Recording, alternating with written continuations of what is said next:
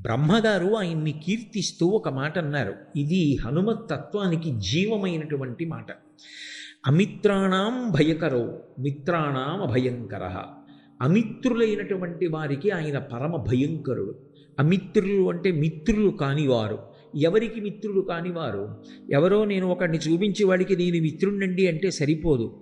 ఎవడు ధర్మానికి మిత్రుడు కాడో, ఎవడు దైవానికి మిత్రుడు కాడో, ఎవడికి వేద ప్రతిపాదితమైనటువంటి వాక్కు యందు విశ్వాసము లేదో, ఎవడు ఈశ్వర ధిక్కారం చేస్తాడో అటువంటి వాడి పట్ల ఆయన ఆగ్రహము వ్యక్తమవుతుంది. ఎవడు ధర్మమునందు అనురక్తి కలిగిన వాడై ఉంటాడో, ఎవడు భగవంతునికి దాసానదాసుడై భక్తుడై ఉంటాడో అటువంటి వాడి పట్ల ఆయన అనుగ్రహ ప్రసరణం జరుగుతుంది. ప్రత్యేకంగా హనుమదుపాసన చెయ్యవలసిన అవసరం లేదు. హనుమని ఉపాసన చేస్తేనే ఆయన అనుగ్రహం కలుగుతుంది అనుకోక్కర్లేదు. ఆయన యొక్క అనుగ్రహ విశేషంలో ఇదొక లక్షణం. అందుకని బ్రహ్మగారు ఆ మాట అన్నారు. ఎవడు ధర్మమునందు అనురక్తి కలిగినవాడో, ఎవడు భక్తి కలిగినవాడో, ఎవడు ఈశ్వరుని యొక్క పాదములను ఉపాసన చేస్తూ ఉంటాడో అటువంటి వాడికి హనుమ యొక్క కటాక్షము ఎప్పుడూ లభిస్తూ ఉంటుంది. అటువంటి వాణ్ణి హనుమ ఎప్పుడూ కాపాడుతుంటారు. అందుకే మీరు ఎప్పుడైనా హనుమ యొక్క విశేషాల్ని పరిశీలించండి, మీకు స్పష్టంగా ఈ విషయాలన్నీ కూడా ద్యోతకమవుతాయి. శ్రీరామాయణంలో చెప్పబడినటువంటి విషయాలు కొన్నింటిని పరాశర సంహితలో మహర్షి చెప్పారు.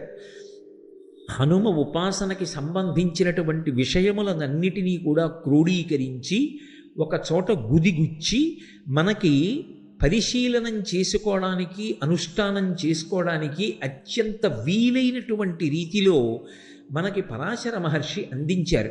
పరాశర సంహిత హనుమకి సంబంధించినటువంటి ఉపాసనా విధానాన్ని, ఆయన యొక్క అనుగ్రహాన్ని, ఆయన యొక్క వైభవాన్ని మనకి విశేషంగా అందజేస్తుంది. హనుమ క్షేత్రములు ప్రధానమైనవి ఎక్కడెక్కడున్నాయి, ఎక్కడెక్కడ ఆయన యొక్క అనుగ్రహాన్ని పొందడానికి వీలుగా ఆ క్షేత్రాలు ప్రకాశిస్తున్నాయి, ఈ విషయాలన్నిటినీ కూడా మనకి పరాశర సంహిత చెప్తుంది. మీరు హనుమ వైభవాన్ని, హనుమకి ధర్మము పట్ల ఉండేటటువంటి అనురక్తిని, ఆయన భక్తుడైనటువంటి వాణ్ణి కాపాడేటటువంటి రీతిని, ఆయనకి ఎదురు నిలబడగలిగినటువంటి వాడు లోకంలో ఎవ్వరూ ఉండడు అనేటటువంటి రూఢమైన సత్యాన్ని ప్రకాశింపచేసేటటువంటి రీతిలో రచింపబడి మనకి అందివ్వబడిన పరాశర సంహితని పరిశీలనం చేస్తే కొన్ని అద్భుతమైనటువంటి విశేషాలు ద్యోతకమవుతాయి. శ్రీరామాయణంలో ప్రస్తావించబడకపోయినప్పటికీ మైరావణోపాఖ్యానము అని ఒక ఉపాఖ్యానాన్ని పరాశర సంహితలో మహర్షి చెప్తారు. రావణాసురుని యొక్క శరీర బంధువు మైరావణుడు. రావణాసురుడు ఎంత ప్రమాదకారియో మైరావణుడు కూడా అంతే ప్రమాదకారి. పైగా విశేషమైనటువంటి మాయాశక్తులను కూడా తీసుకుని ఉన్నవాడు. ఎంతటి మాయకైనా సరే లోకాన్ని వశం చెయ్యగలిగినటువంటి వాడు. అటువంటి వాడు పాతాళంలో ఉన్నటువంటి లంకాపట్టణానికి అధిపతి అయి ఉన్నాడు. ఆ మైరావణునికి ఒక చెల్లెలు ఉండేది, ఆమె పేరు దుర్దండి.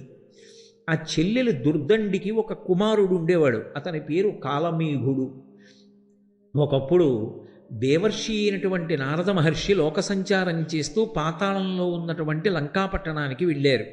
వెళ్ళి ఆ కాలమేఘుడు అనబడేటటువంటి వ్యక్తిని చూశారు. చూసి ఆయన కొన్ని మాటలు చెప్పారు. మనం వెంకటేశ్వర సుప్రభాతంలో చెప్తుంటామే, రేఖామయద్ధశుధాకలచాత పత్ర వజ్రంకుశాంబురుహ కల్పక శంఖ చక్రై భవ్యైరలంకృతతలౌ పరతత్వ చిహ్నై శ్రీవేంకటేశ చరణౌ శరణం ప్రపద్యే అని. అలా ఆ కాలమేఘుని యొక్క పాదముల యందు కొన్ని అద్భుతమైనటువంటి రేఖలున్నాయి. ఆ రేఖలు ఎవరికి ఉంటాయో అటువంటి వాడు చాలా ఉత్తముడై, పరమ భాగవతోత్తముడై, చాలా గొప్ప చక్రవర్తి కాగలడు. అందుకని ఈ పాతాళలోకంలో ఉండేటటువంటి లంకాపట్టణాన్ని ఈ నీలమేఘుడు పరిపాలన చేస్తాడు. కొంతకాలం అయిన తర్వాత ఇతని పరిపాలనలో ఈ పాతాళలోకానికి చాలా వైభవం కలుగుతుంది అని చెప్పి నారద మహర్షి వెళ్ళిపోయారు. ఇది విన్నాడు మేనమామ అయినటువంటి మైరావణుడు. తన మేనల్లుడు ఆ నీలమేఘుడు ఎక్కడ చక్రవర్తి అవుతాడో, చాలా గొప్ప కీర్తి ప్రతిష్టలు తెచ్చుకుంటాడో, భగవద్భక్తుడై ప్రకాశిస్తాడో, ధర్మమునందు అనురక్తి కలిగిన వాడవుతాడోనని ఆయనని పెద్ద పెద్ద బరువైన ఇనప గొలుసులతో బంధించాడు. సోదరి అని కూడా చూడకుండా తోడబుట్టినటువంటి దుర్దండిని కూడా ఇనప గొలుసులతో బంధించాడు. తనని కన్న తండ్రిని కూడా బంధించి చెరసాలలో ఉంచాడు. వీళ్ళు ఈ పెద్ద పెద్ద ఇనప గొలుసులు మోసుకుంటూ నడవలేక తిరుగుతూ ఉండేవారు. కొద్ది దూరం నడవాలంటే కష్టం. అటువంటి శిక్ష వేశాడు వాళ్ళకి. ఈ సోదరి అయిన దుర్దండి, ఆమె కుమారుడైనటువంటి ఆ నీలమేఘుడు పడరాని ఇడుములు పడుతున్నారు మైరావణుని యొక్క రాజ్య పరిపాలన యందు. ఇలా ఉండగా ఒకప్పుడు రామచంద్రమూర్తి సముద్రానికి సేతువు కట్టి లంకాపట్టణాన్ని చేరుకుని సీతమ్మ తల్లిని తిరిగి పొందడం కోసమని రావణాసురుడితో యుద్ధం చేయడానికి సంకల్పించినటువంటి రోజులలో రామచంద్రమూర్తిని లక్ష్మణస్వామిని అపహరించి తీసుకుని వెళ్ళిపోయి కీడు తెలపెట్టడం తనకి సాధ్యం కావడం లేదని నిశ్చయానికి వచ్చినటువంటి దురాత్ముడైనటువంటి రావణాసురుడు తన బంధువు మేనమామ అయినటువంటి మైరావణుణ్ణి ఆశ్రయించి ఎలాగైనా సరే రామలక్ష్మణుల్ని అపహరించి తీసుకుని వెళ్ళి నిర్జించమని కోరాడు. ఆ రోజులలో స్వామి హనుమ తన యొక్క వాలము చేత, తోక చేత ఒక పెద్ద ప్రాకార నిర్మాణం చేస్తుండేవారు రాత్రివేళ. అందులో వానర సైన్యం అంతా పడుకునేది. ఆయన తన తోకనే ప్రాకారంగా పెట్టి ఉండేవారు. ఆ తోక దాటి వెళ్ళడం లోపలికి ఎవరికి సాధ్యమయ్యేది కాదు. ఈ వార్త మైరావణుడికి వెళ్ళింది. రామలక్ష్మణుల్ని అపహరించాలి.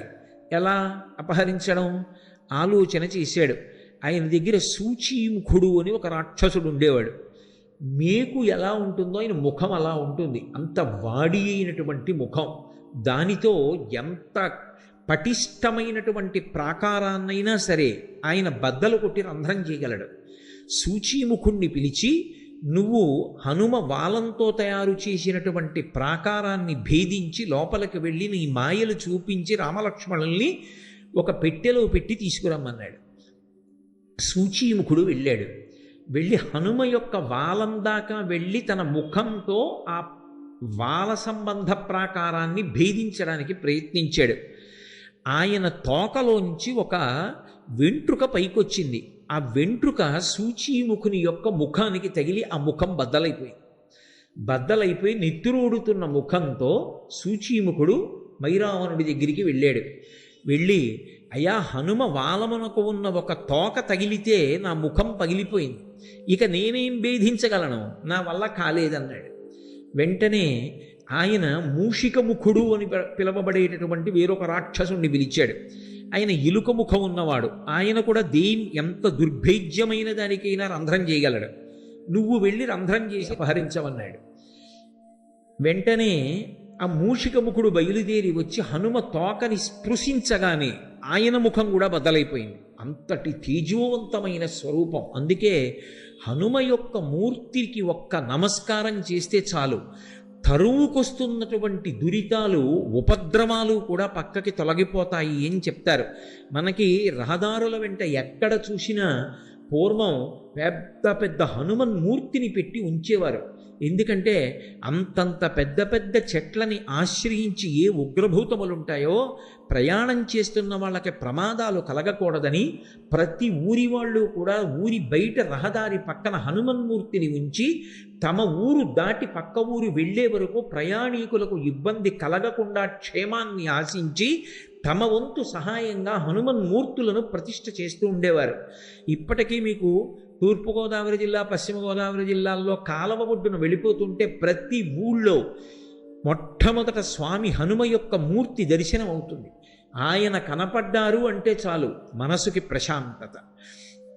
అటువంటి మహాద్భుతమూర్తి అయినటువంటి ఆ స్వామి యొక్క వాలానికి రంధ్రం చేయడానికి ప్రయత్నించాడు మూషికముఖుడు. ఆయన వాలమునకు తన ముఖం తగలగానే మూషికముఖుని యొక్క ముఖం కూడా బ్రద్దలైపోయింది. ఏడుస్తూ నెత్తురు కారుతూ మైరావణుడి దగ్గరికి వెళ్ళాడు. ఆయన వెంటనే పాషాణభేది అని పిలవబడేటటువంటి ఇంకొక రాక్షసుణ్ణి పిలిచాడు. వజ్రాన్ని కూడా బదలగొట్టగలడు తన ముఖంతో. వజ్రం వజ్రేన భిన్నయేత్ అని లోకంలో సామెత. వజ్రం వజ్రానికే బదలవుతుంది.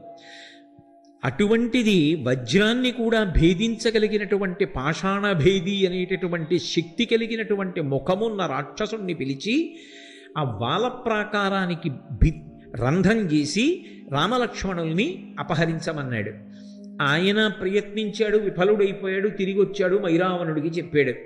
వేరొక మార్గం లేదు, ఆయన అనుగ్రహిస్తే తప్ప లోపలికి వెళ్ళడం కుదరదు, రామలక్ష్మణుల్ని అపహరించలేం. ఆలోచించి మైరావణుడు విభీషణుడి యొక్క రూపాన్ని పొందాడు. ఎందుకని అంటే వాళ్ళు కామరూపులు, కావలసినటువంటి రూపాన్ని పొందుతారు. విభీషణుడి రూపాన్ని పొంది ఒక పెద్ద పెట్టె ఒకటి చేత్తో పట్టుకొని స్వామి హనుమ పాదముల దగ్గరకు వెళ్ళి నిలబడి పైకి చూసి హనుమకి నమస్కారం చేసి, హే హనుమ, మీరు ఇక్కడ కాపలా ఉండబట్టి ఆ వాలప్రాకారంలో రామలక్ష్మణులు ఇద్దరూ హాయిగా నిద్రపోతున్నారు. కానీ పగలు చేసినటువంటి యుద్ధంలో వాళ్ళ శరీరానికి కలిగినటువంటి గాయములకు ఉపశాంతి కలగాలని ఓషధుల్ని తీసుకొచ్చాను. లోపలికి వెళ్ళి రామలక్ష్మణుల దర్శనం చేసి వాళ్ళు క్షేమంగానే ఉన్నారు అన్నది రూఢం చేసుకుని ఈ ఓషధులు ఇచ్చి వస్తాను, కొద్దిగా చోటు ఇవ్వవలసింది అని అడిగాడు. విభీషణుడు వచ్చాడు అన్న ఆలోచనతో రామలక్ష్మణుల యొక్క క్షేమాన్ని అపేక్షించేటటువంటి లక్షణమున్న హనుమ తన తొడల సందులో కొద్దిగా చోటు ఇచ్చాడు. ఆ తొడల సందులోంచి వెళ్ళిపోయాడు లోపలికి మైరావణుడు. వెళ్ళి తను తెచ్చినటువంటి ఓషధుల్ని పిండితే ఏ నిద్రపోతున్న వ్యక్తి అయినా మూర్ఛలోకి వెళ్ళిపోతారు. అటువంటి ఓషధుల్ని పిండాడు. రామలక్ష్మణులు ఇద్దరూ మూర్ఛలోకి వెళ్ళిపోయారు. ఇద్దరినీ పెట్టెలో పెట్టుకుని మూత వేసి మళ్ళీ బయటికి వచ్చేసాడు. లోపలికెళ్ళి చూశాను, రామలక్ష్మణులు నిద్రపోతున్నారు. రాత్రివేళ రాక్షసులు సంచరించేటటువంటి సమయం, రాక్షసులు మహామాయావులు, హనుమా తస్మాత్ జాగ్రత్త జాగ్రత్త అని చెప్పి తాను పాతాళలోకంలో ఉన్న లంకాపట్టణానికి రామలక్ష్మణుల్ని తీసుకుని వెళ్ళిపోయాడు. తీసుకుని వెళ్ళి ఆ పెట్టె మూత తీసి చూశాడు. తాను పిండిన ఓషధుల యొక్క శక్తి చేత రామలక్ష్మణులు ఇద్దరూ మూర్ఛలో ఉన్నారు. తన చెల్లెలు దుర్దండిని పిలిచాడు. వీళ్ళిద్దరినీ ఇప్పుడు మహానది దగ్గర గొప్ప ఉత్సవం జరుగుతోంది, ఆ ఉత్సవానికి తీసుకెళ్ళి వీళ్ళని బలిస్తాను. బలిచ్చే ముందు ఈ నరులిద్దరికీ స్నానం జరగాలి. 1వ ప్రాకారం ముందర దివ్యమైనటువంటి కొలను ఉంది. ఆ కొలను నుండి నువ్వు బంగారు కుంభంతో నీళ్లు తీసుకొచ్చి వీళ్ళిద్దరికీ స్నానం చేయించు. వీళ్ళు మూర్ఛయందున్నారు, నీళ్లు మీద పడినా పైకి లేవరు. నేను అటువంటి ఓషధులు పిండాను కాబట్టి నువ్వు నీళ్లు పోయి వీళ్ళని మహానదీ తీరానికి తీసుకెళ్ళి బలిస్తానన్నాడు. ఆమె సంకెళ్ళు వేయబడి ఉంది. ఆమె ఎంతో బాధపడుతూ ఇంతటి ధర్మాత్ములైనటువంటి రామలక్ష్మణులకు ఇటువంటి కీడు తలపెట్టాడే అని, స్వామి హనుమ ఉండగా వీళ్ళకి ఇటువంటి ఉపద్రవం ఎందుకు జరుగుతుంది, హనుమ ఎక్కడ ఉన్నారు, ఎందుకు రాలేదు, ఎందుకు రక్షించట్లేదు, ఆయనకి తెలియదా అని ఆలోచిస్తూ హనుమని స్తోత్రం చేస్తూ ఆవిడ నడిచి వెడుతోంది. వెడుతుండగా ఇక్కడ హనుమ నిలబడి ఉన్నారు. విభీషణుడే వచ్చి వెళ్ళాడు అనుకుంటున్నారు. మళ్ళీ విభీషణుడు వచ్చాడు. ఆ వచ్చినవాడు అసలు విభీషణుడు. వచ్చి హనుమ, బాగా చీకటి పడింది, రాక్షసులు తిరిగేటటువంటి సమయం, మాయావులు, తస్మాత్ జాగ్రత్త ఉస్మా, లోపల ఉన్న రామలక్ష్మణుల్ని ఒక్కసారి దర్శనం చేసి వస్తాను, క్షేమంగా ఉన్నారో లేదో, నా ఆరాటం నాదన్నాడు. ఆయన అన్నారు, ఇప్పుడే కదా దర్శనం చేశావు, మళ్ళీ దర్శనానికి వెడతానంటే ఏమిటన్నారు. నేనొచ్చాను ఆ దర్శనానికి, నేను రాలేదన్నాడు విభీషణుడు.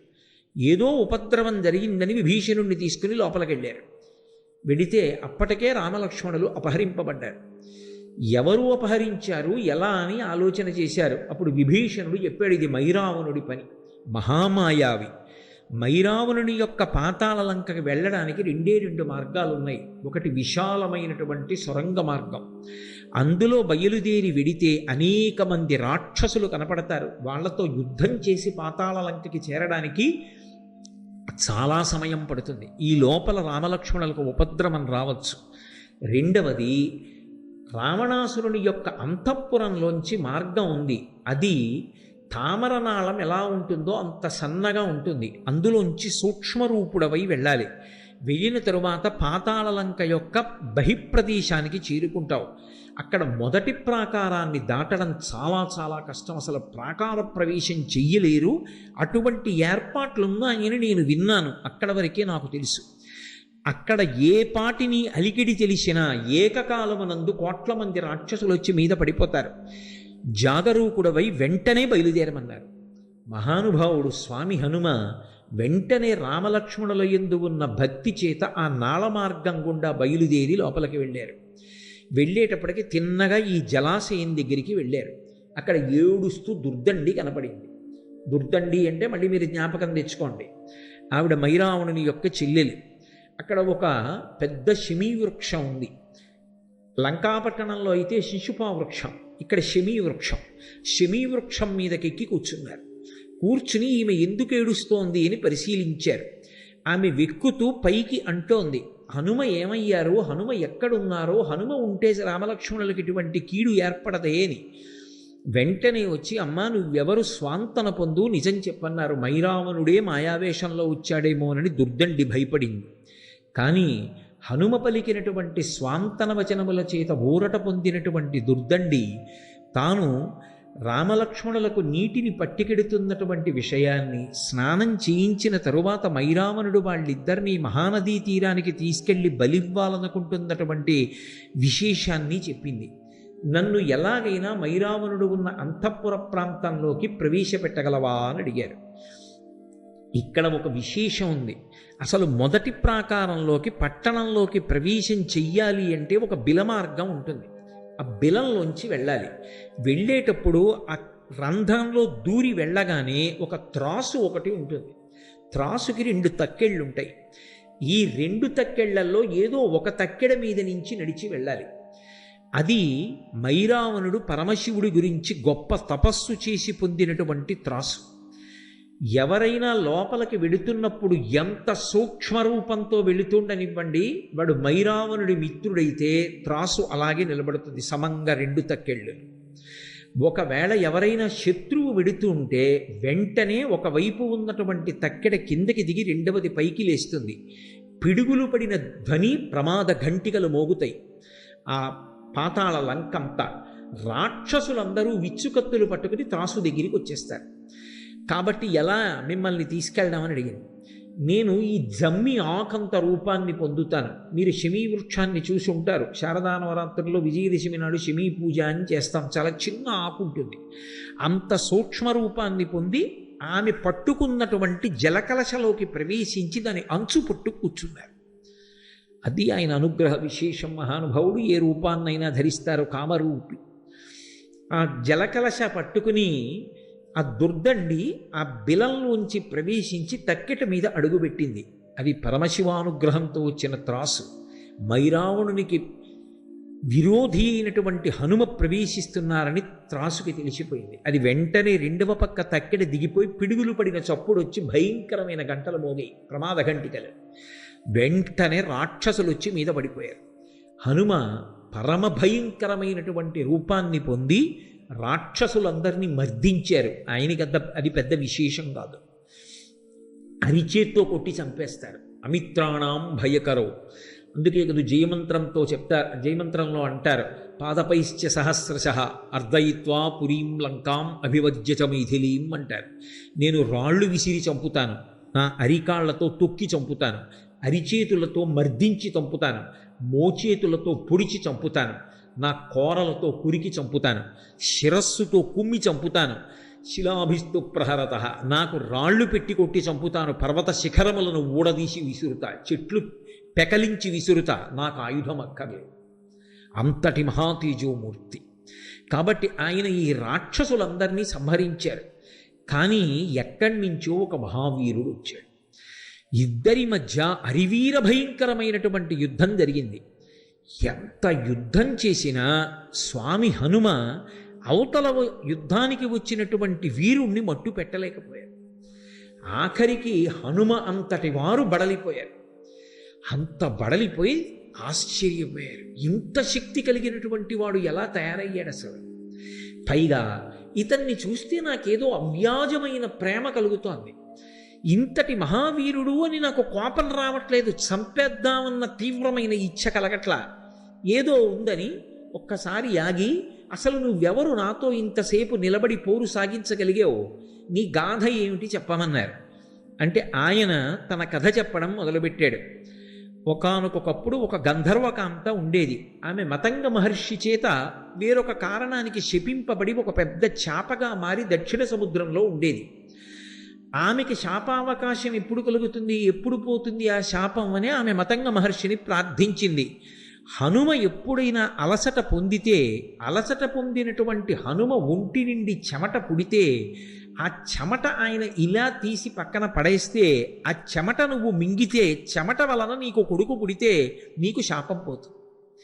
కానీ నీకు భూత భవిష్యత్ వర్తమాన కాలముల యందు దృష్టినిస్తున్నాను, అది పోదు. గతంలో ఏం జరిగిందో, ఏం జరుగుతోందో, ఏం జరగబోతోందో నీకు తెలుస్తుంది. నీకు ఆ శక్తినిచ్చాను, వెళ్ళమన్నారు మతంగ మహర్షి. అన్నీ రామకార్యం కోసం వచ్చినవే. మహర్షుల యొక్క ఏర్పాటు అంత చాకచక్యంగా. ఆమె దీర్ఘదీహి అన్న పేరుతో పెద్ద చాప అయి దక్షిణ సముద్రంలో ఉంది. స్వామి హనుమ సేతుబంధనం జరుగుతున్న సమయంలో అలసట పొందారు.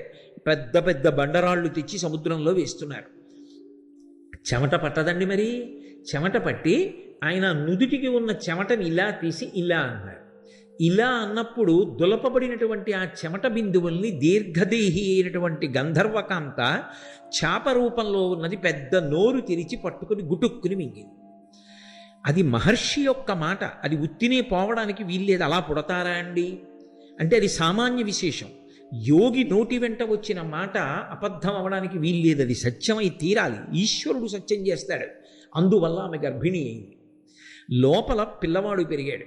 ఆ పిల్లవాడు పుట్టిన తర్వాత ఆమెకి శాప విమోచనం అయిపోయింది. ఆమె ఆ పిల్లవాడికి మత్స్యవల్లభుడు అని పేరు పెట్టింది. నాయనా, నువ్వు హనుమ యొక్క కుమారుడివి, నేను గంధర్వకాంతని. శాపం చేత ఇలా వచ్చాను. నువ్వు పరమ దుర్మార్గుడైనటువంటి మైరావరుణ్ణి సేవిస్తూ ఉండు. దానివలన నీకు ఒక ప్రయోజనం కలుగుతుంది. నీ తండ్రి దర్శనమవుతుంది. ఒకానొకనాడు నీ తండ్రికి ఉపకారం చెయ్యగలుగుతావు.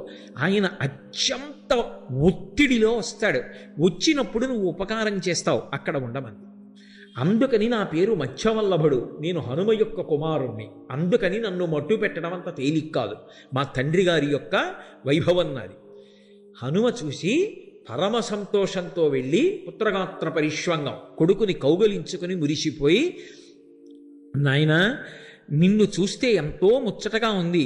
నేనే హనుమని.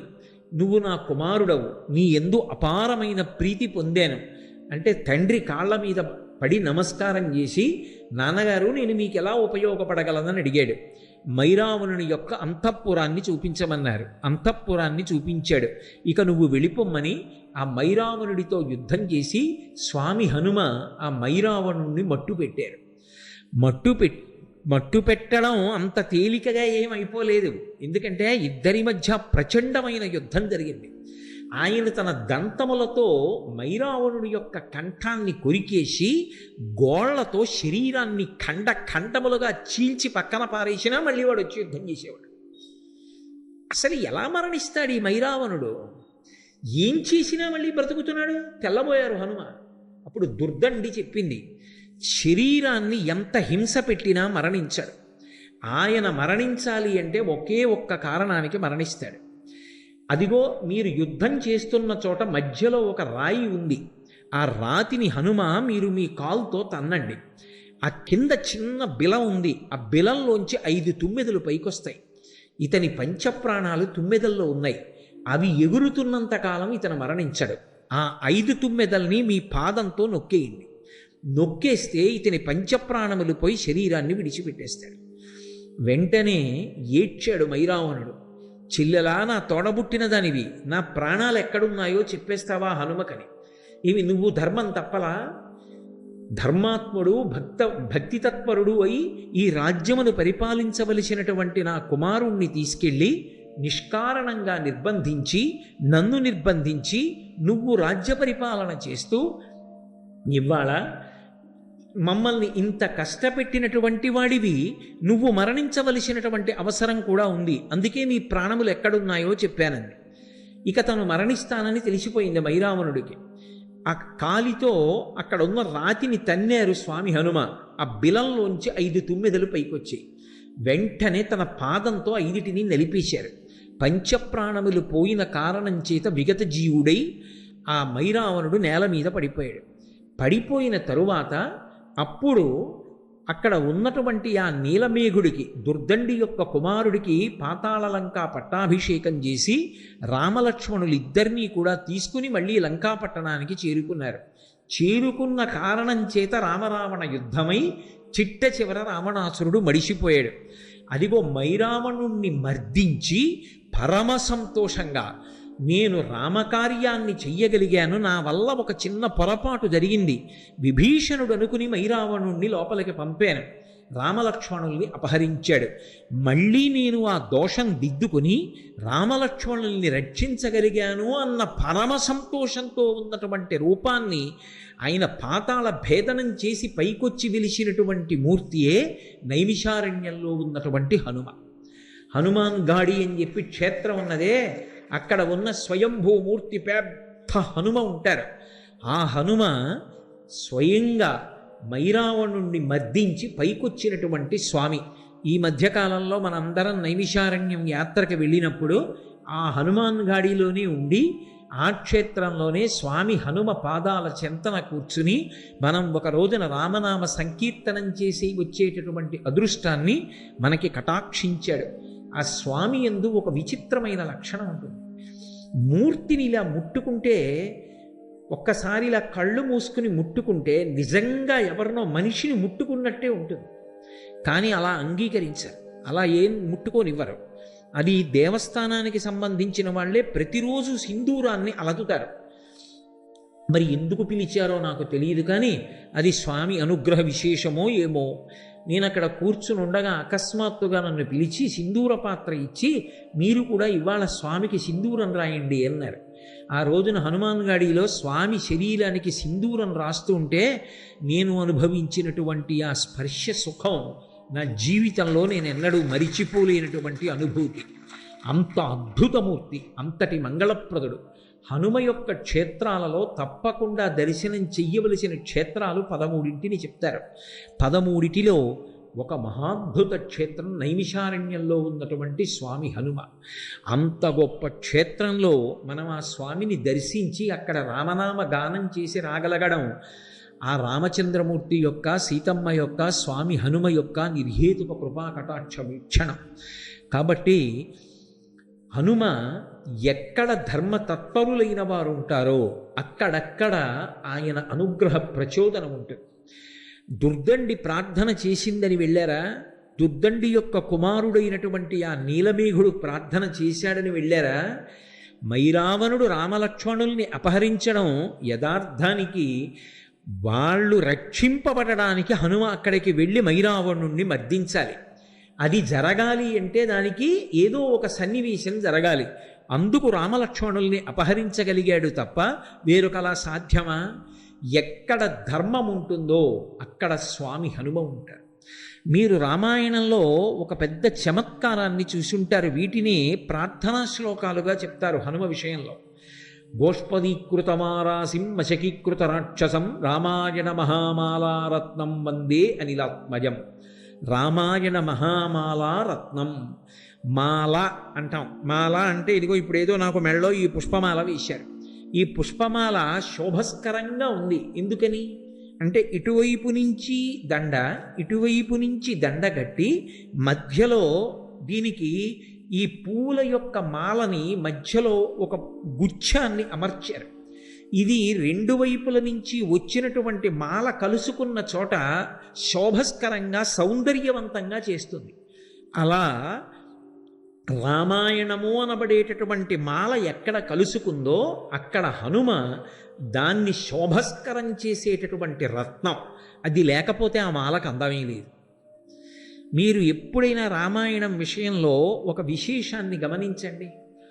మహాత్ములు అని రామాయణంలో కీర్తింపబడడం సాధారణంగా ఎక్కడ అన్వయం అయిపోతుందంటే సీతారాములిద్దరికీ కూడా సంబంధించిన వారై సీతారాముల యొక్క హృదయాన్ని చూరగొన్నవారై సీతారాములు ఇద్దరి యొక్క బాహ్యంలో రామాయణంలో నరులుగా వచ్చారు కాబట్టి వాళ్ళ కష్టాన్ని తీర్చడంలోనో వాళ్ళిద్దరినీ కలపడంలోనో వాళ్ళిద్దరికీ మనశ్శాంతిని ఇవ్వడంలోనో ఎవరు రామాయణంలో ప్రధానమైనటువంటి స్థితిలో నిలబడ్డారో వాళ్ళు మహాత్ములుగా రామాయణంలో కీర్తింపబడతారు. మీరు గమనించండి, మొట్టమొదటి వ్యక్తి విశ్వామిత్రుడు. విశ్వామిత్రుడు శ్రీరామాయణంలో బాలకాండ ఒక్క దాంట్లోనే కనపడతారు. ఒక్క బాలకాండలోనే కనపడినప్పటికీ విశ్వామిత్రుడు అసలు సీతారాములు ఇద్దరినీ కలిపాడు. సీతా కళ్యాణం చేసినది ఎవరు అంటే విశ్వామిత్రుడే. విశ్వామిత్రుడే రామలక్ష్మణులు ఇద్దరినీ కూడా మిథిలా నగరానికి తీసుకెళ్ళాడు. శివధనుర్భంగం చేయించాడు. విశ్వామిత్రుడి కారణంగానే సీతమ్మ రాముడి పక్కకెళ్ళింది, రాముడు సీతమ్మ పక్కకు వచ్చాడు. సీతారామ కళ్యాణం జరగడానికి కారకుడైన వాడు బ్రహ్మర్షి విశ్వామిత్రుడు. ఆ విశ్వామిత్రుడు రామాయణంలో మహాత్ముడై శాశ్వతమైనటువంటి కీర్తి గణించుకున్నాడు. రెండవ వారు సీతారాములు ఎడబాటు పొందినప్పుడు మళ్ళీ సీతమ్మ తల్లి యొక్క క్షేమవార్త తెచ్చి రామచంద్రమూర్తికి చెప్పి, రామచంద్రమూర్తి యొక్క క్షేమవార్త సీతమ్మ తల్లికి చెప్పి, సీతారాముల యొక్క మనశ్శాంతికి కారకుడై మళ్ళీ సీతారాములు కలుసుకోవడానికి ప్రధానమైన వ్యక్తిగా శోభించినటువంటి వారు స్వామి హనుమ. అందుకే ఎప్పటికీ హనుమ మహాత్ముడుగా జగద్రక్షకుడుగా నిలబడిపోయారు. మూడవ వారు వాల్మీకి మహర్షి.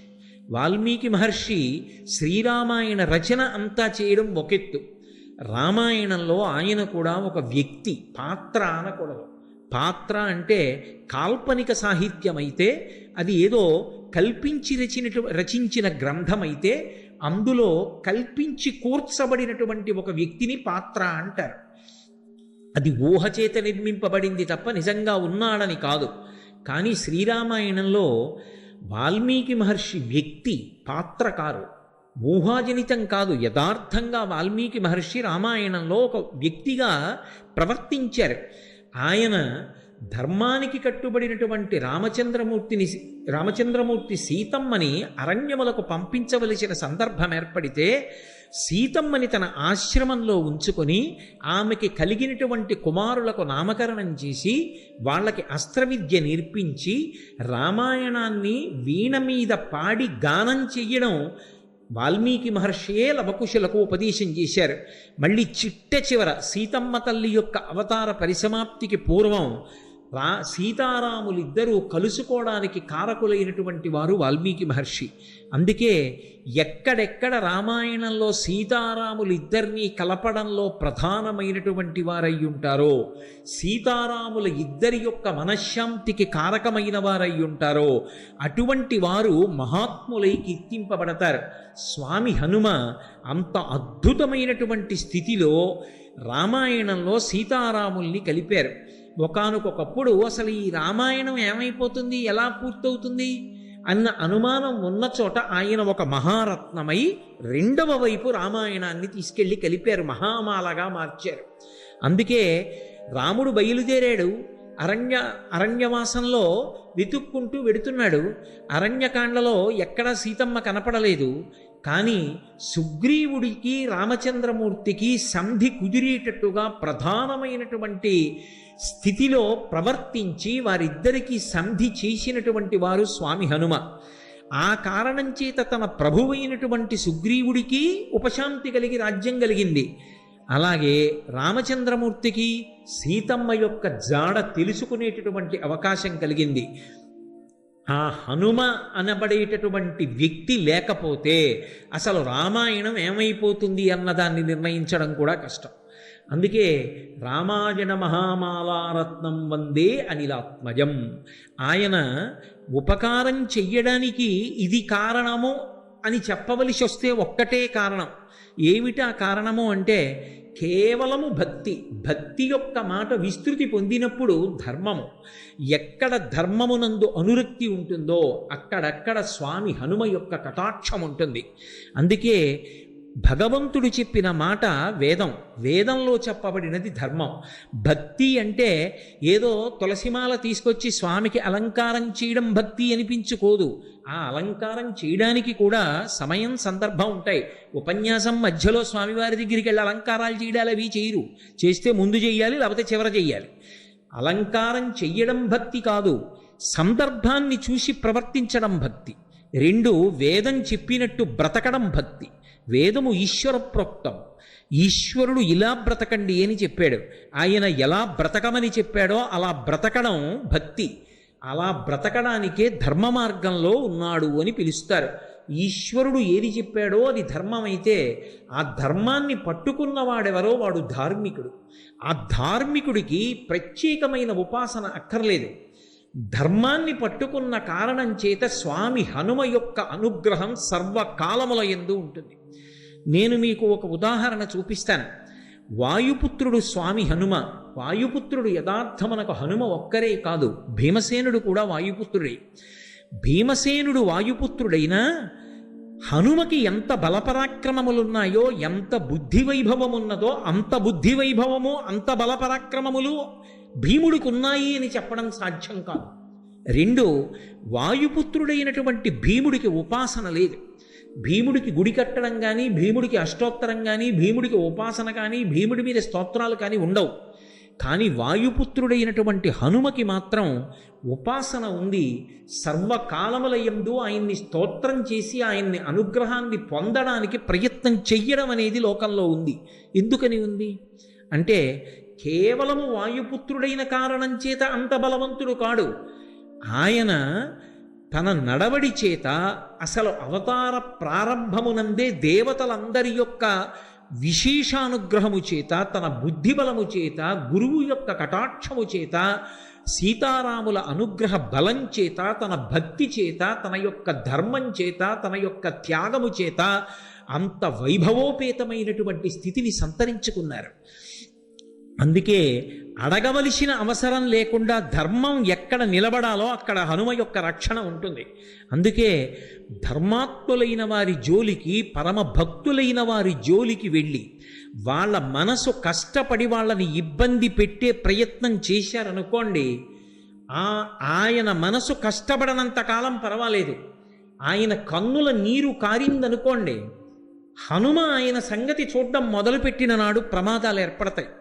అందుకే హనుమ జోక్యం ఎందుకుంటుంది అంటే ధర్మం కోసం ఉంటుంది. మీకు నేను దీనికి ఒక ఉదాహరణ చూపిస్తాను. త్రేతాయుగంలో రామాయణం జరిగింది. ద్వాపర యుగంలో కురుక్షేత్ర సంగ్రామం జరిగింది. ద్వాపర యుగంలో ఒకానొకప్పుడు పాండవులందరూ కూడా అరణ్యవాసం చేశారు. ఎందుకు అరణ్యవాసం చేశారు, ఎందుకు అజ్ఞాతవాసం చేశారు, ఈ విశేషాలన్నీ మీకు తెలిసున్నవి. వాళ్ళు అరణ్యవాసం చేస్తున్న రోజులలో 6 రోజులు బదరీ క్షేత్రంలో ఉన్నారు. 6 రోజులు బదరీ క్షేత్రంలో ఉన్నప్పుడు ఒక రోజున భీమసేనుడు ద్రౌపదీదేవితో కలిసి ఆ బదరీ క్షేత్రానికి కింద హిమవత్ పర్వత ప్రాంతంలో ఒక చోట కూర్చుని ఉన్నాడు శిలావేదిక మీద. ఎక్కడ నుండో పెద్ద గాలి వేసింది. ఆ గాలికి ఒక పెద్ద తామర పువ్వు ఒకటి వచ్చి వాళ్ళ దగ్గర పడింది. కుతూహలంగా ద్రౌపదీదేవి ఆ తామర పువ్వుని పైకెత్తి చూసింది. అది 1000 రేకుల పద్మం, సహస్రపత్ర కమలం. అందులోంచి విశేషమైన సువాసన వస్తోంది. ఆవిడంది, ఇటువంటి పుష్పాన్ని నేను పూర్వం చూడలేదు.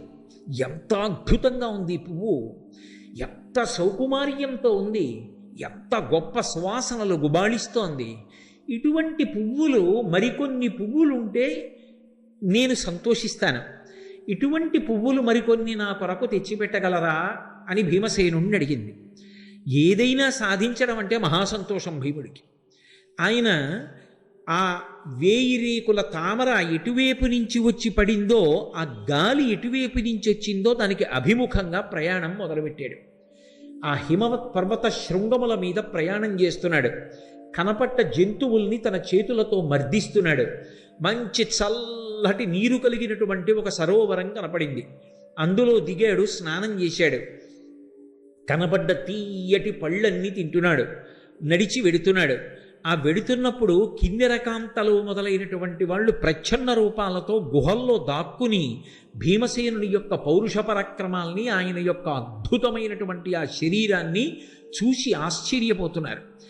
ఆ స్నానం చేసి బయలుదేరి వెడుతున్నటువంటి భీముడికి ఆ ప్రకృతి, ఆ వాతావరణం పులకింపచేసి లోపల కలిగినటువంటి సంతోషాన్ని పట్టలేక తన శంఖాన్ని తీసి పెద్దగా పూరించి సింహనాదం ఒకటి చేశాడు. చేసేటప్పటికీ అక్కడ ఉన్నటువంటి ప్రాణుల గుండెలు బద్దలైపోయి నెత్తురు కక్కుకున్నాయి. భీమసేనుడి శంఖనాదం, ఆయన సింహనాదం అంటే అలా ఉంటాయి. అదే సమయంలో అక్కడ గంధమాదన పర్వతం ఉంది. ఇప్పటికీ మీరు బదరీ వెడుతుంటే చెప్తారు ఇదే గంధమాదన పర్వతం అని చెప్తారు. ఇప్పటికీ స్వామి హనుమ ఆ గంధమాదన పర్వతం మీదే ఉంటారు అని చెప్తారు పెద్దలు. పరాశర సంహిత కూడా అదే విషయాన్ని ధృవీకరించింది. మహాభారతం కూడా ఆరణ్యపర్వం అదే విషయాన్ని ధృవీకరించింది. నేనైతే ఏమంటానంటే ఎక్కడ రామనామం ఉంటుందో అక్కడ హనుమ ఉంటారు అని చెప్తాను. కాబట్టి ఆ గంధమాదన పర్వతం మీద విహరిస్తూ వెడుతున్నాడు. ఆ సౌగంధికా పుష్పం, ఆ 1000 రేకుల తామర పువ్వు ఎట్నుంచి వచ్చిందో ఆ చెట్టు వెతుకుతూ వెడుతున్నాడు.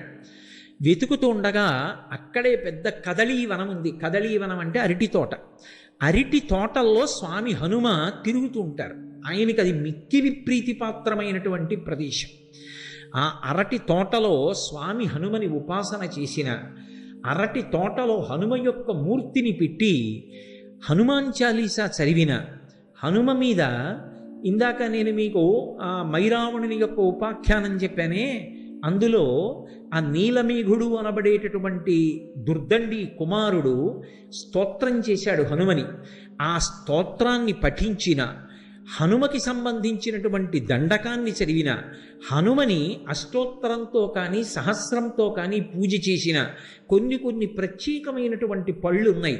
నేను ఈ 5 రోజుల ఉపన్యాసంలోనూ వాటి గురించి మీతో మనవి చేస్తాను ప్రత్యేకంగా. ఆ పళ్ళు ఆయనకి నివేదన చేసిన, అరటి తోటలో పూజ చేస్తే హనుమ ఏదో ఒక రూపంలో వచ్చి వాటిని స్వీకరిస్తారు అని ప్రతీతి.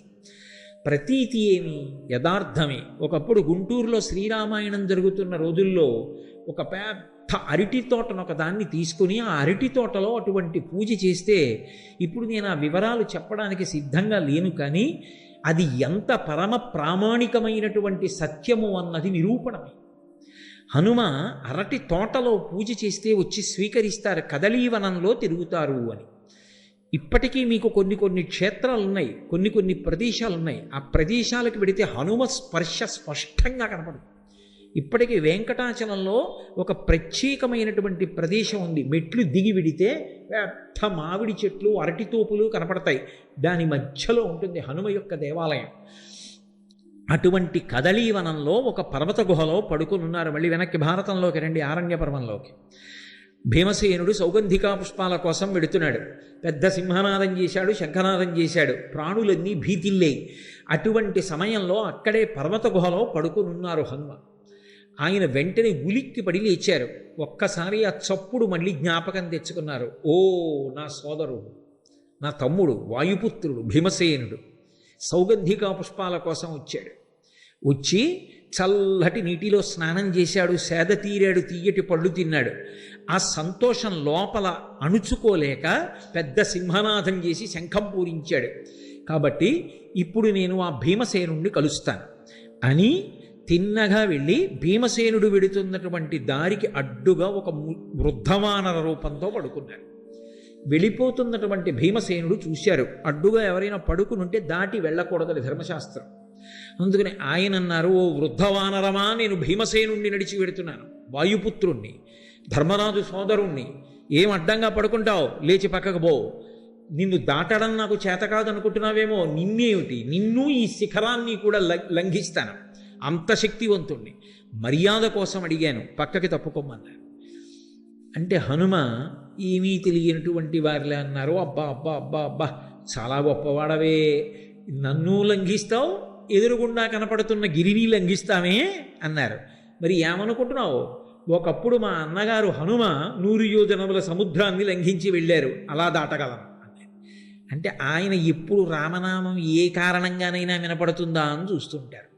ఏం చెప్పావు, మీ అన్నగారు హనుమ 100 యోజనముల సముద్రం దాటారా, ఎందుకు దాటాడయ్యా అలాగా అన్నారు. అంటే మళ్ళీ రామకథ అంతా చెప్పారు ఒకసారి.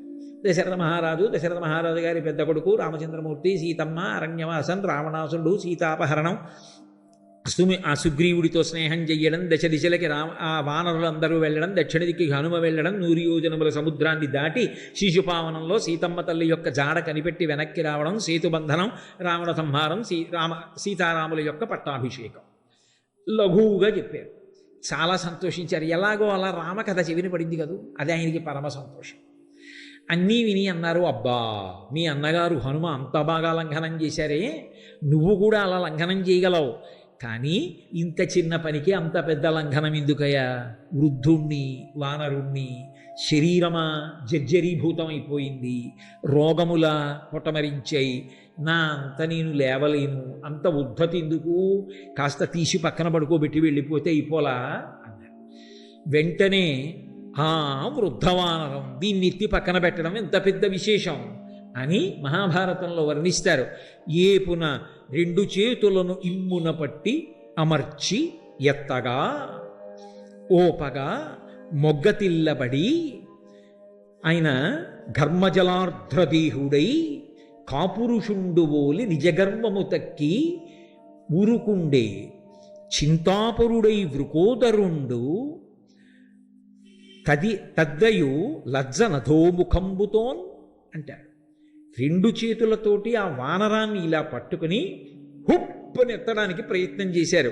ఏపున 2 చేతులను ఇమ్మున పట్టిన మర్చి ఎత్తగా, ఇలా పైకి ఎత్తుదామని ఒక్కసారి హుప్పని ఇలా అనేటప్పటికీ ఆ వానరం పైకి లేవడం మాట దేవుడెరుగు. ఓపగా మొగ్గతిల్లబడి ఆయన మీద బోర్లా పడిపోయారు. పడిపోయి ఘర్మజలార్ధ్రదేహుడై ఒళ్ళంతా చెమటలు పట్టేసి తడిసిపోయింది. ఒళ్ళు తడిసిపోయి కాపురుషుండువోలే నిజగర్వము దక్కి ఎణంగియుండే చింతాపరుడై వృకోదరుండు తద్దయులజ్జ నధోముఖంబుతోన్. ఆయన యొక్క గర్వమంతా అణిగిపోయింది భీమసేనుడికి. అణిగిపోయి ఏమిట్రా ఈ వానరం, దీన్ని ఎత్తలేకపోయాను సరికదా, బోర్లా పడిపోయానని సిగ్గుపడిపోయి తలదించుకుని నిలబడి, అయ్యా నువ్వెవరో మహాత్ముడవు, సామాన్యుడివి కావు, నన్ను పరీక్షించడానికి వచ్చినటువంటి మా అగ్రజులు హనుమయ లేకపోతే మహర్షుల దేవతల, నాకు యథార్థం చెప్పండి అన్నారు. అప్పుడు స్వామి హనుమ, నేను నీ అగ్రజున్నయా, నేను హనుమని, నీ యొక్క శక్తిని పరిశీలనం చేద్దామని ఈ మాట అన్నాను అంటే ఎంతో సంతోషించి 2 చేతులు కైమోడ్చి నమస్కరించి, అయ్యా మీకు అన్ని విషయాలు తెలుసు, 4 యుగముల యొక్క లక్షణాలు ఎలా ఉంటాయో, 4 యుగాలలో ధర్మ సంస్థాపన ఎలా జరిగిందో ఆయా యుగ లక్షణములను చెప్పమని అడిగారు. అడిగితే సంగ్రహంగా 4 యుగాలు, 4 యుగాలలో శ్రీ మహావిష్ణువు స్వీకరించేటటువంటి అవతారాలు, వాటి యొక్క వర్ణములు, ఆ ధర్మ సంస్థాపన క్రమాన్ని మహానుభావుడైనటువంటి హనుమ ఉపదేశం చేశారు. చేసిన తరువాత భీమసేనుడు ఒక కోరిక కోరారు. అన్నగారు నాకొక్క కోరిక, ఆనాడు మీరు పరమ భయంకరమైనటువంటి రూపాన్ని చూపించారు రామరావణ సంగ్రామంలో, ఏది ఇంకొక్కసారి మీరు అటువంటి రూపాన్ని నాకు చూపించండి, దర్శనం చేస్తానన్నారు. ఎప్పుడో జరిగిన రూపం ఇప్పుడు ఎందుకు లేవయా, ఊరుకో అన్నారు. కాదు కాదు చూడవలసిందే. సరే చూపిస్తాను చూడమని మేరుమందర శంఖాశౌభౌ దీప్తానలప్రభ, మేరు పర్వతం ఎలా ఉంటుందో అలా పెరిగిపోవడం మొదలుపెట్టారు. పెరిగిపోతే ఆయన రూపం 10 దిశలు నిండిపోతే ఇంతటి ధైర్యశాలి అయినటువంటి భీముడు గజ గజ వణికిపోయాడు. ఆ రూపాన్ని చూసి వణికిపోయి ఇక చూడలేక 2 చేతులతో కళ్ళు మూసేసుకుని, అలా కళ్ళు మూసుకుని 2 చేతులు ఎత్తి నమస్కారం చేసి, నేను చూడలేకపోతున్నాను ఈ రూపాన్ని, నాకు భయం వేస్తోంది, ఉపసంహారం చేసేయండి అన్నాడు. అంటే ఉపసంహారం చేశారు.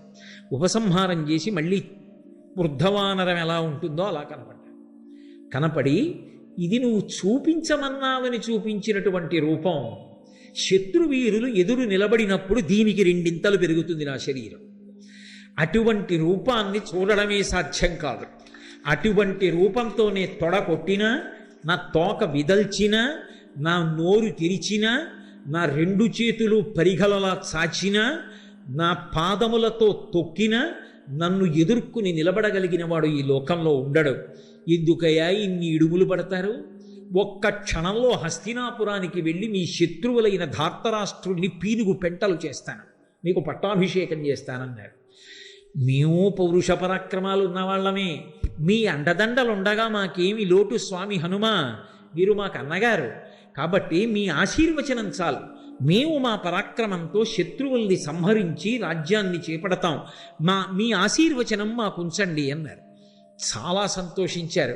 మీ పౌరుష పరాక్రమాలు ఏమిటో చూడాలని నాకు కోరికగా ఉంది మీరు శత్రువుల్ని సంహరిస్తున్నటువంటి వేళలో. కాబట్టి కురుక్షేత్ర సంగ్రామం ప్రారంభం అవుతున్నప్పుడు ఒక్కసారి నన్ను స్మరించండి, నేను మీలో ప్రధాన వీరుడైనటువంటి అర్జునుడి యొక్క రథ పతాకం మీదకి వచ్చి కూర్చుంటాను, కూర్చుని మీరు చేసేటటువంటి యుద్ధాన్నంతటినీ పరిశీలిస్తానన్నారు. హనుమ మంగళప్రదుడు.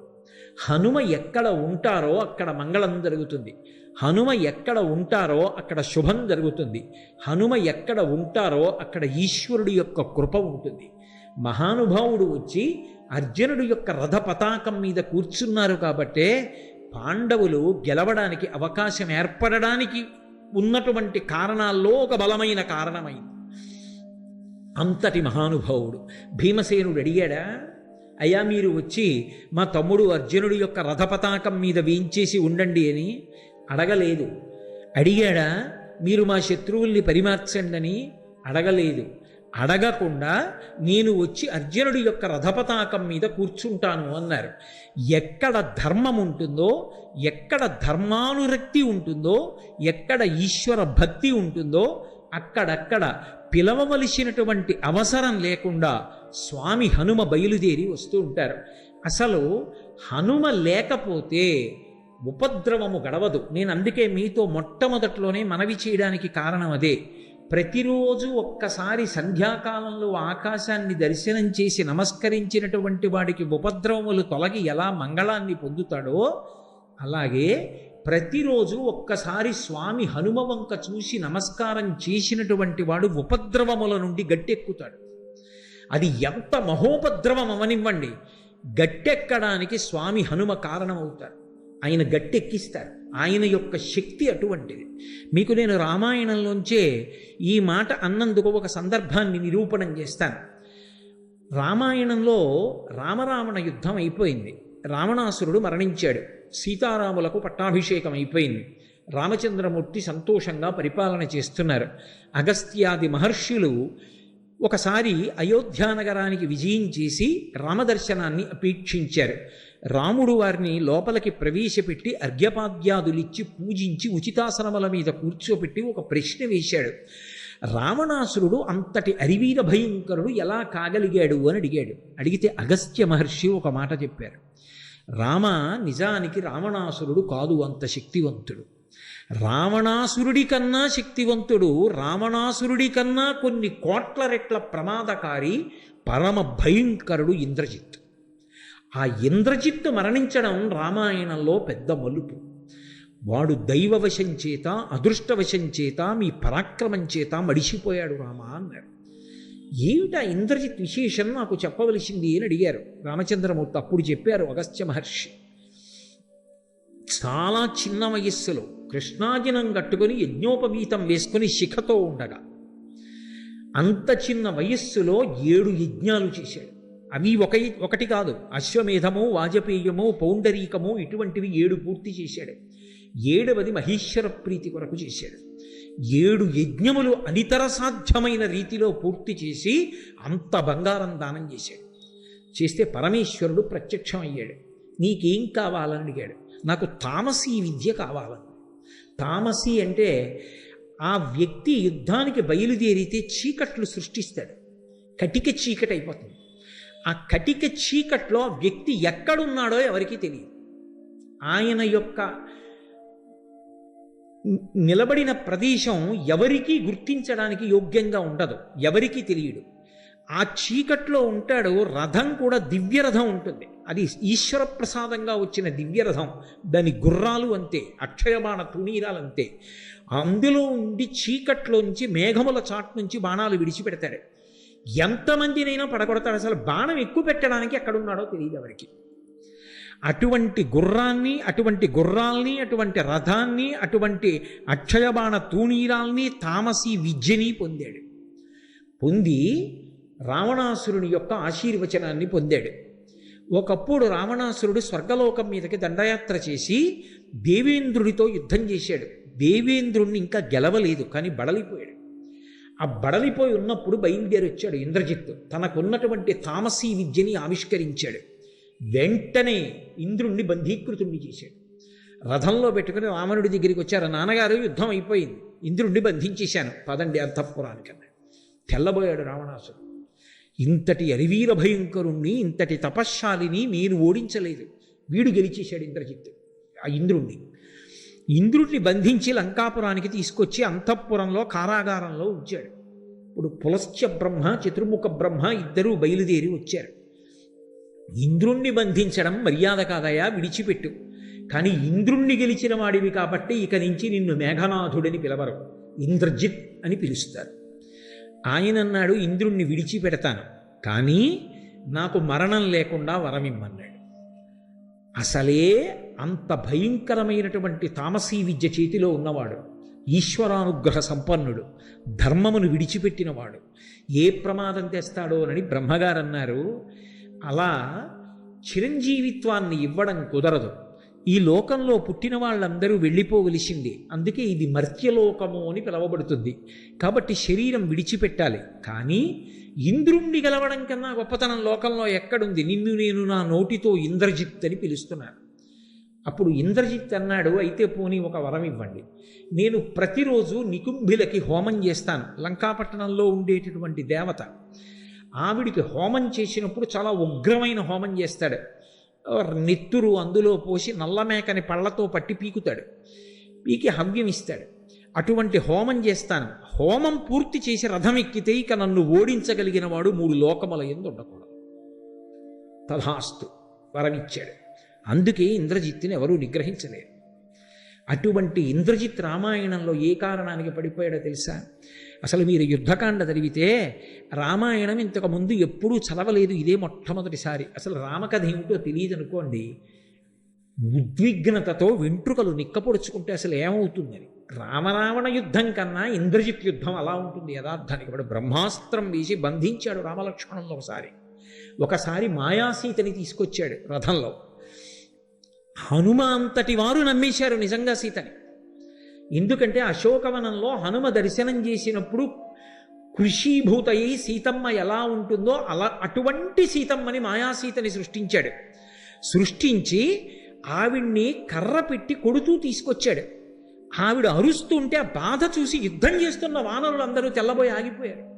హనుమ అంతటి వారు దుర్మార్గుడా, కులకాంతని కొడుతున్నావు, నాశనం అయిపోతావురా అన్నారు. కొట్టడం ఏమిటి? ఈమె కొరకు కదా మీరు యుద్ధానికి వచ్చారు, ఈమె మీకు దక్కకుండా చేస్తానని ఖడ్గం తీసి కంఠం నరికించాడు. సీతమ్మ మరణించిందనుకున్నారు. అనుకుని రామలక్ష్మణులు అంతటి వాళ్ళు మూర్చిపోయారు. లక్ష్మణస్వామి తెలివి పొంది రామచంద్రమూర్తిని ఊరడించాడు. ఇంకేమి రామాయణం అసలు. వానరులందరూ దిక్కులు పట్టి పారిపోయారు. హనుమంతటి వారు కూడా నిర్వేదానికి గురైపోయారు. అప్పుడు అదృష్టవశాత్తు విభీషణుడు వచ్చాడు. వాడు మాయావి, రాక్షసుడు. వాడు సీతమ్మని చంపుతాడా? అంత కామం ఉన్న రావణుడు సీతమ్మని సంహరిస్తే ఒప్పుకుంటాడా? ఒక్కనాటికి ఒప్పుకోడు. ఆమె మాయాసీత. తన మాయాశక్తుల చేత సృజించాడు సీతమ్మని. మీ అందరినీ మానసిక దౌర్బల్యానికి గురి చేశాడు. వాడు ఇప్పుడు హోమం చేయడానికి వెడతాడు. నికుంభలా దేవాలయంలో ఉంటాడు. వాడు హోమం చేయడం పూర్తయిపోయిందా, ఇక వాడిని ఎవరూ పట్టుకోలేరు. వాడు యుద్ధానికి వచ్చేసాడా, మొత్తం వానర సైన్యాన్ని సంహరిస్తాడు. ఆ హోమం పూర్తవ్వకుండా మనం వెళ్ళాలి. హనుమ, లక్ష్మణ బయలుదేరండి అన్నారు. వెంటనే లక్ష్మణస్వామి, హనుమ బయలుదేరారు. ఆ నికుంభలా దేవాలయంలో కూర్చున్నాడు. బయటంతా రాక్షసుల్ని కాపు పెట్టాడు. భయంకరమైనటువంటి హోమం చేస్తున్నాడు.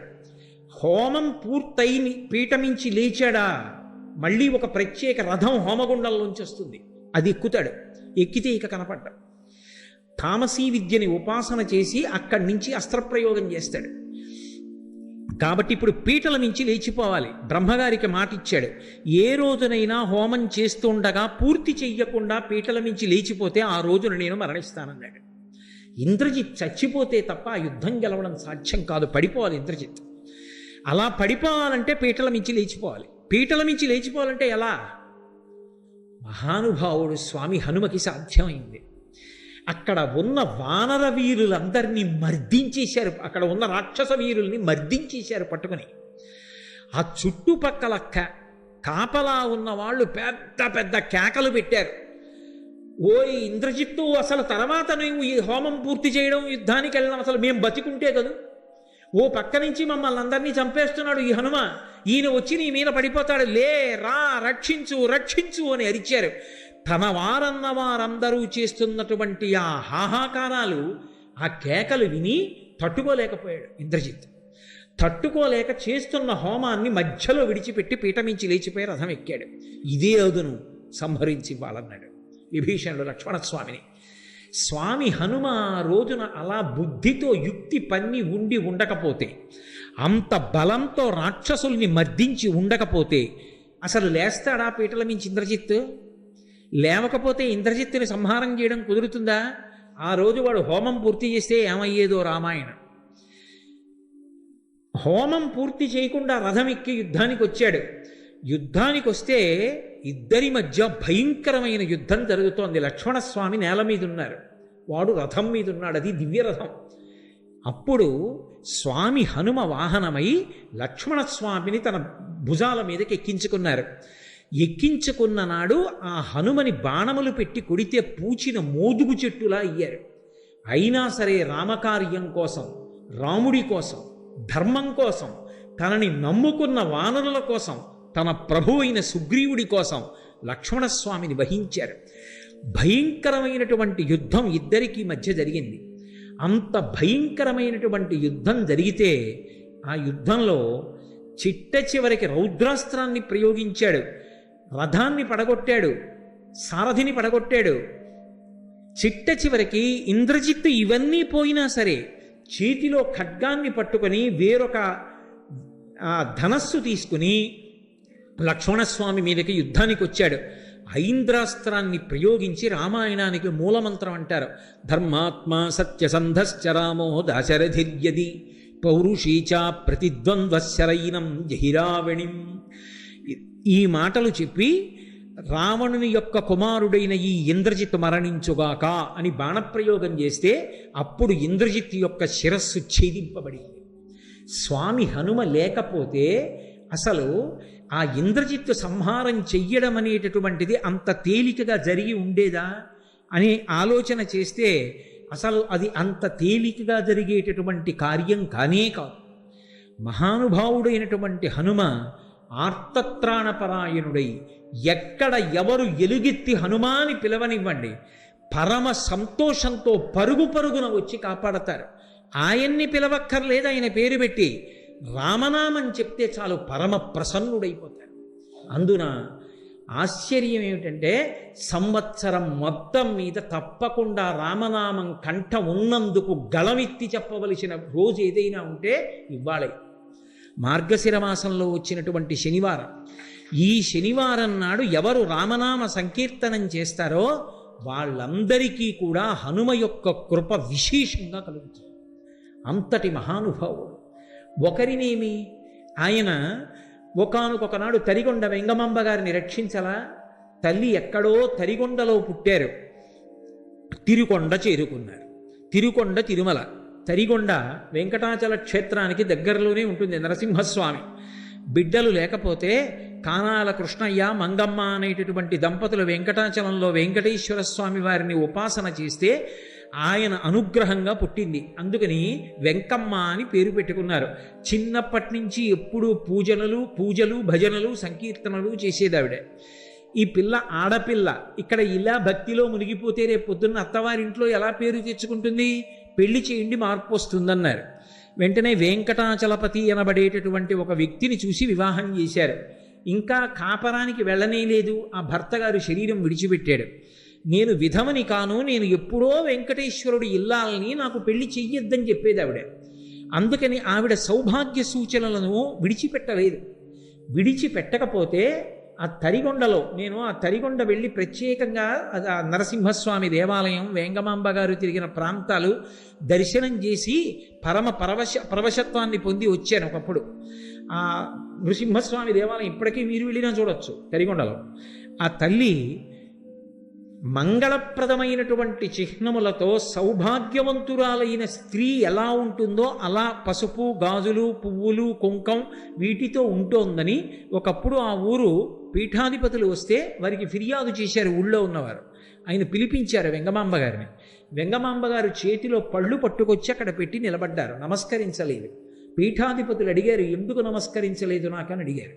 మీరు ఏమనుకోకుండా ఒక్కసారి లేవండి అన్నారు ఆవిడ. పీఠాధిపతులు లేచారు.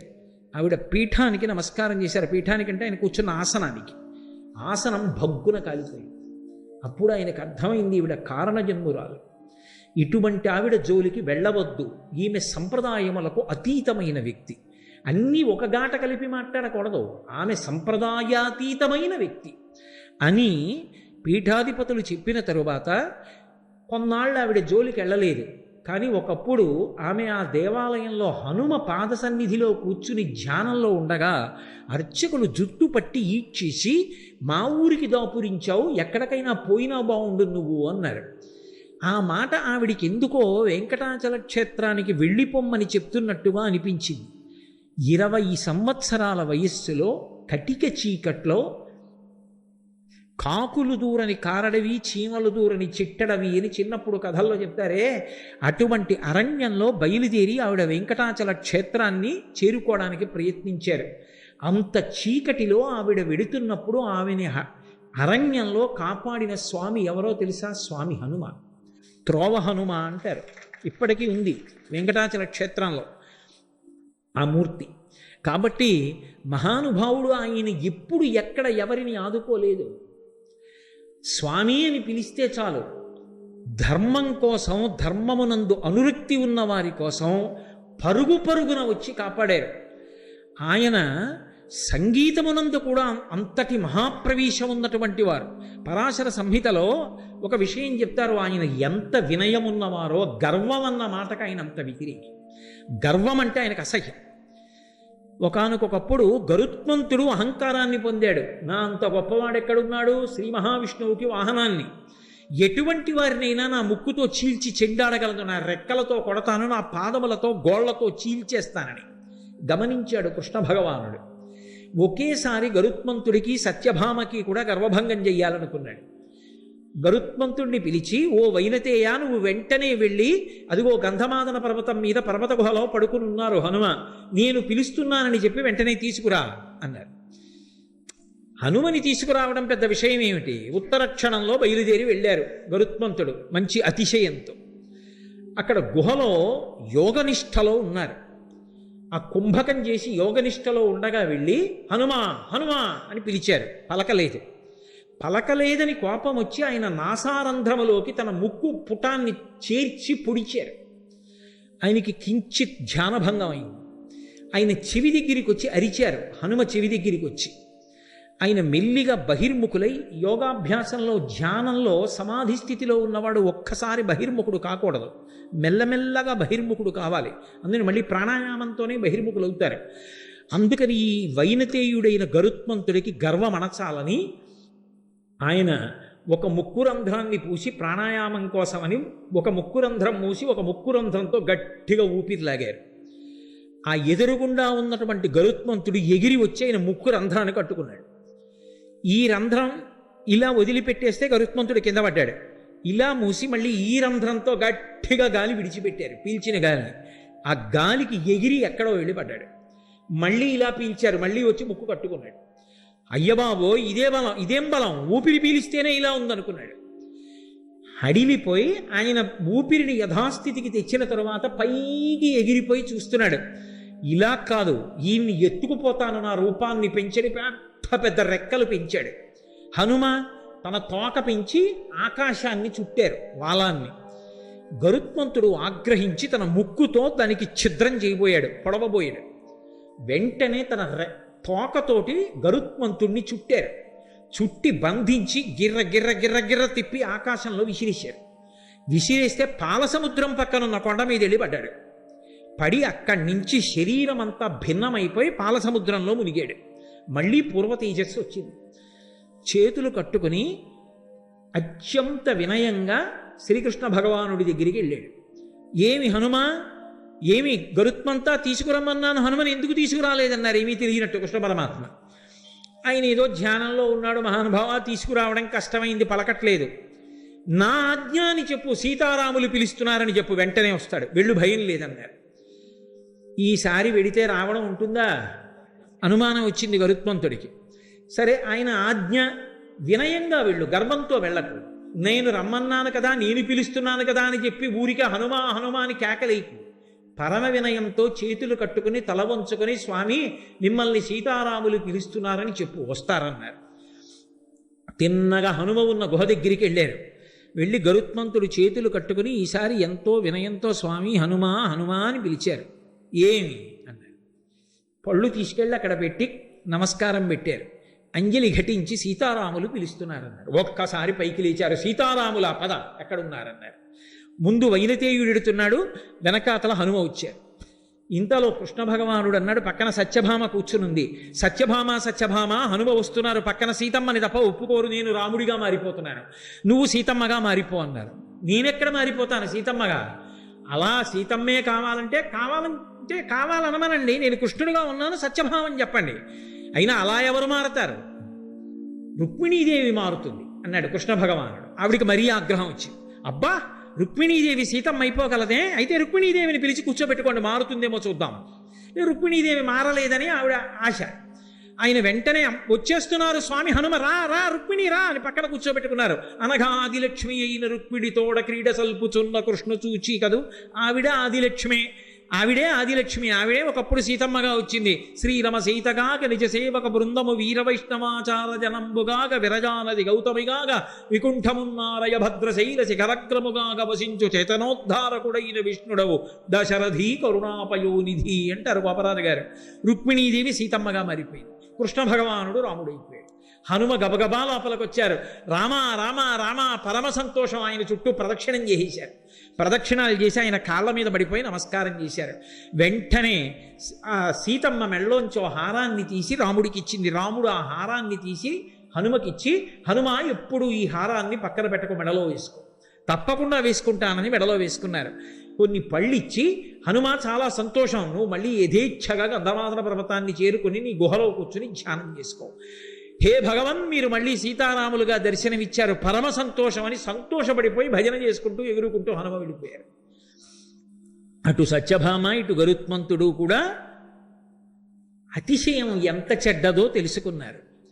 అప్పుడు చెప్తారు పరాశర సంహితలో, ఆయన పాట పాడుతూ నృత్యం చేస్తే అంత అద్భుతంగా పాట పాడుతూ నృత్యం చేస్తారట. అందుకే హనుమ గొప్ప గాయకుడు. ఇవాళ మీతో నేను ఒక విషయాన్ని ప్రస్తావిస్తున్నాను. విజయనగరంలో ఒక చిన్న దేవాలయం ఉంది, మీరు కూడా వెడితే తప్పకుండా చూడండి. అందులో హనుమ ఉంటారు, మీరు ఎక్కడ చూడరటువంటి మూర్తిని. తాళం వాయిస్తూ సంగీతం పాడుతూ పరమ సంతోషంతో నృత్యం చేస్తుంటారు ఆయన.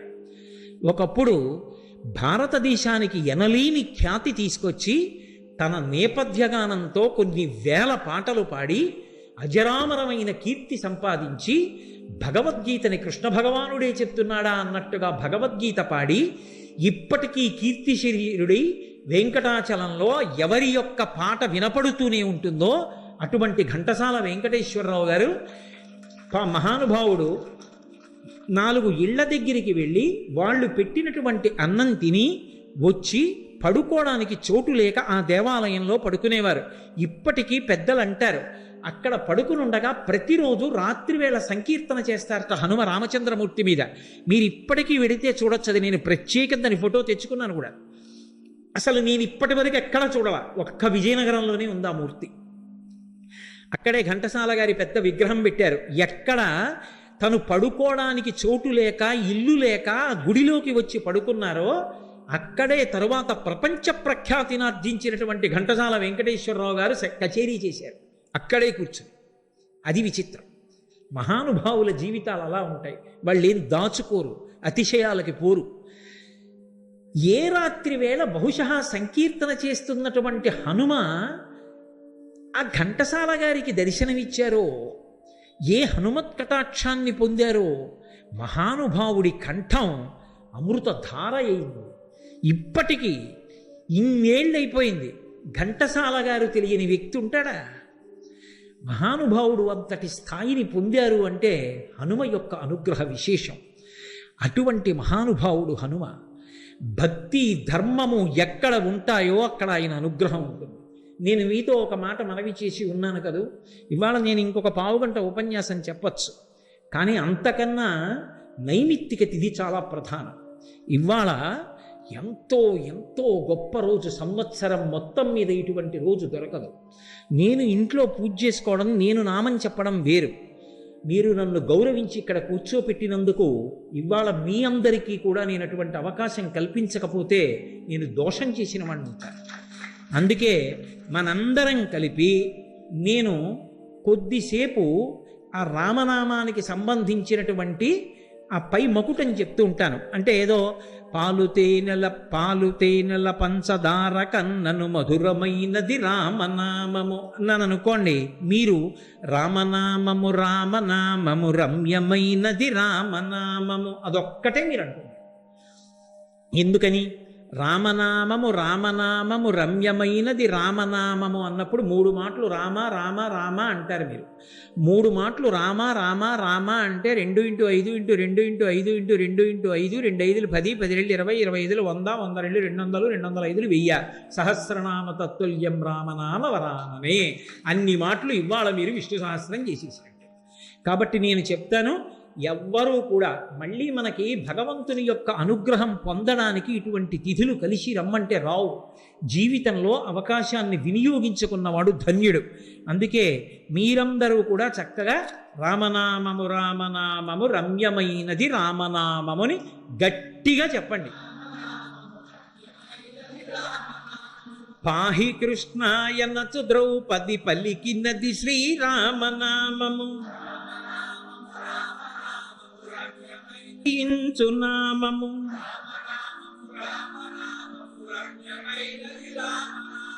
బ్రహ్మ సత్యము జగన్మిథ్యా భావమే శ్రీరామనామము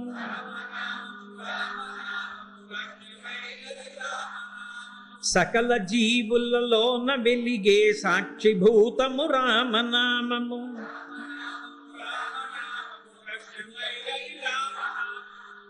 ఇప్పుడు మీరు ఎంత గట్టిగా చెప్పగలరో అలా చెప్పాలి. హనుమ మురిసిపోతారు.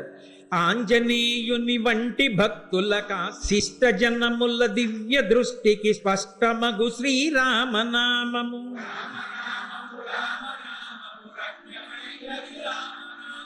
నిర్వికారము నిర్వికల్పము నిర్గుణము శ్రీరామనామము మేరుగిరి శిఖరగ్రమందున మెరయుచున్నది రామనామము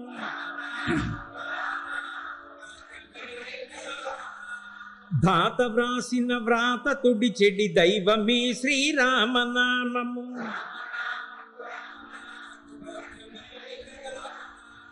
రజతగిరిపతికి నెప్పుడు రమ్యమైనది శ్రీరామనామము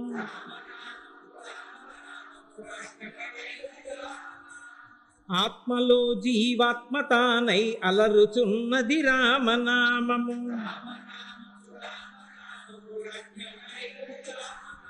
రామతత్వము నిరుగు వారికి ముక్తితత్వము రామనామము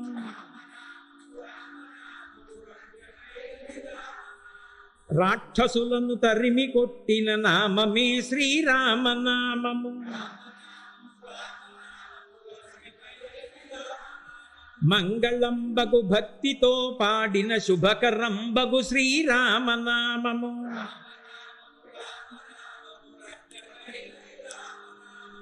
చాలా సంతోషం. సూర్యభగవానుడంటే స్వామి హనుమకి ఎనలేని భక్తి. ఎందుకంటే సూర్యుడు ఆయన యొక్క గురువు. అసలు హనుమకి సూర్యుడికి ఉండేటటువంటి అనుబంధానికి సంబంధించిన కొన్ని విశేషాలని నా ప్రవచనంలో చెప్పడానికి నన్ను స్వామి హనుమ అనుగ్రహించి నా చేత పలికించుగాక.